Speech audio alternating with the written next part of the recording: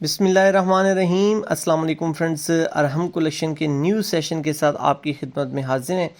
आज फ्रेंड्स इंशाल्लाह हम आपके साथ क्रीम कलर पे बनने वाला हमारा ज़बरदस्त और यूनिक सा डिज़ाइन आपके साथ शेयर करने जा रहे हैं। तो एंकर का धागा हमने क्रीम कलर का ले लेना है। रेशमी थ्रेड हमारा ऊपर की तरफ जाएगा और एंकर का धागा मोस्टली जैसे हम यूज़ करते हैं हमारा बबन केसिंग में जाएगा।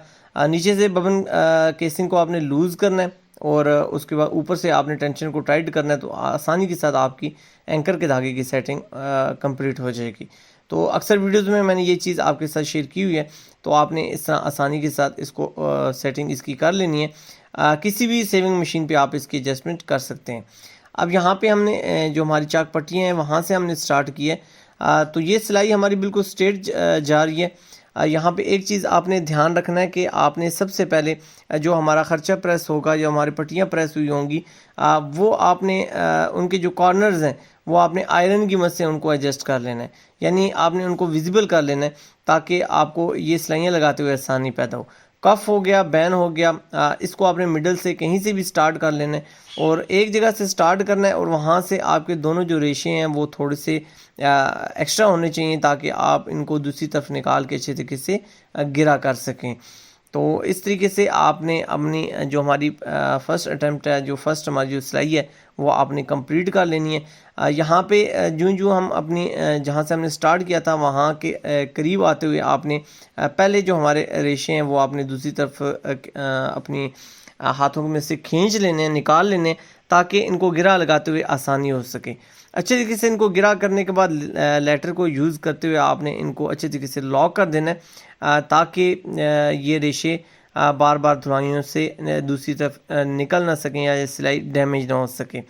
सेम एज इट यही प्रोसीजर जैसे हमने कफ पे किया तो सेम एज इट आपने बैन पे भी कर लेना है ताकि आपका जो डिज़ाइन है वो अच्छे तरीके से बन सके और प्लस आपने इसी तरीके से गिरा लगा के लॉक कर लेना है। थोड़ी सी जो हमारा एज पॉइंट्स हैं वहाँ से आपने हटा के सिलाई लगानी है इस तरीके से ताकि आपकी जो हमारी अटैचिंग के दौरान हमें किसी किस्म की मज़ाहमत फील ना करनी पड़े।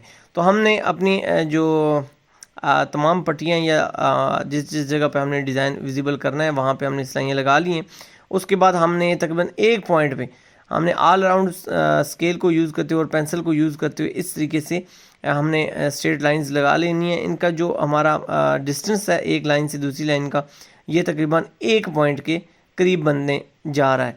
तो यहाँ पे आपने इस तरह तमाम जितने भी हमारे जिस जिस जगह पे हमने सिलाइयाँ लगाई हुई हैं, चाहे वो कफ हो चाहे वो बैन हो, आपने इस तरीके से सेम एज इट इसी तरीके से एक एक पॉइंट पे डिस्टेंस पे आपने यहाँ पे सिलाइयाँ विजिबल आपने जो लेआउट है वो विजिबल कर लेनी है ताकि आपको ये सिलाई लगाते हुए नेक्स्ट जो हमारी सिलाई है वो लगते हुए किसी किस्म की प्रॉब्लम फेस ना करनी पड़े। यहाँ पे आप देख सकते हैं जो हमने डिस्टेंस रखा है कॉर्नर से वो तकरीबन हाफ पॉइंट का, यहाँ पे आप यूँ कह सकते हैं कि हमने यहाँ पे डिस्टेंस रखा है। अगर आप बिगनर लेवल पे हैं तो आप बेशक इसकी जो लेआउट है वो आप पहले कर सकते हैं ताकि आपको बाद में प्रॉब्लम ना हो। तो इस तरीके से हमने जो सिलाइयाँ हैं वो डबल कर लेनी है और डबल करने के लिए आपने ये जो हमारी लेआउट है इसका आपने फ़ायदा उठाना है। ये अगर लेआउट आपने की होगी तो एक तो आपका टाइम बचेगा, लेकिन अगर आप प्रोफेशनल हैं, अगर आपको अपने हाथों पे अपने काम पे अबूर है तो इसकी ज़रूरत नहीं पेश आती। लेकिन मैं आपको फिर भी रिकमेंड करूँगा प्रॉपर फिनिशिंग देने के लिए आप इसकी लेआउट लाजमी करें। उससे ये होगा कि आपकी इंशाल्लाह जो फिनिशिंग है वो ज़रूर आएगी। तो इस तरीके से आपने अपनी जहाँ जहाँ हमने अपनी लेआउट करनी है अपनी आपने फिनिशिंग कंप्लीट कर लेनी है। उसके बाद फ्रेंड्स हमने धागा जो है वो अपनी मशीन से हटा लेना है, बबन केसिंग से बबन केसिंग को रिमूव कर लेना है, प्लस ऊपर से भी आपने धागा हटा लेना है। दो तकरीबन स्टेप्स आपने ऊपर कर लेने और इस तरीके से आपने खाली मशीन रन करनी। अगर तो आपके पास यहाँ पे चांपा करने वाली मशीन मौजूद है तो आप अपने टाइम को बचा सकते हैं। आप डायरेक्ट यहाँ पे मशीन की मदद से चांपा करके भी इसको क्लियर कर सकते हैं। लेकिन मोस्टली हमारे जो वीडियोज़ हैं वो देखने वाले बिगनर लेवल पे होते हैं तो उनके लिए ज़रा थोड़ी सी मुश्किल पेश आती है। तो आप इस तरीके से सिलाई कंप्लीट करें और उसके बाद हम हाथ की मदद से यहाँ पे चांपा कंप्लीट करेंगे। तो जहाँ जहाँ पे हमारा चांपा आएगा या चांपे वाली सिलाई आएगी वहाँ पे आपने इस तरीके से खाली हमारी सेविंग मशीन को रन कर लेना है। इससे ये होगा कि हमें डॉट्स के निशान विजिबल हो जाएंगे, रहनुमाई हो जाएगी हमारी। ये देखिए इस तरीके से ये हमारे इस तरीके से यहाँ पे छोटे छोटे से डॉट्स बन जाएंगे, जहाँ से हाथ वाली नीडल की मदद से हमें आसानी से हमारी रहनुमाई हो जाएगी कि यहाँ से हमने नीडल को गुजारना है। तो इस तरीके से आपने हाथों की मदद से फिलिंग कर लेनी है। अब ये आपकी अपनी मर्ज़ी है कि आप इसका साइज़ कम या ज़्यादा कर सकते हैं, लेकिन मैं आपको रिकमेंड यही करूँगा कि बहुत ज़्यादा आपने बड़ा नहीं करना। उसकी वजह ये है कि एक तो यहाँ पे हमने जो पट्टी लगाई है वो आगे से तिकोनी है, प्लस जो हमने बैन लगाया है वो आगे से गोल है।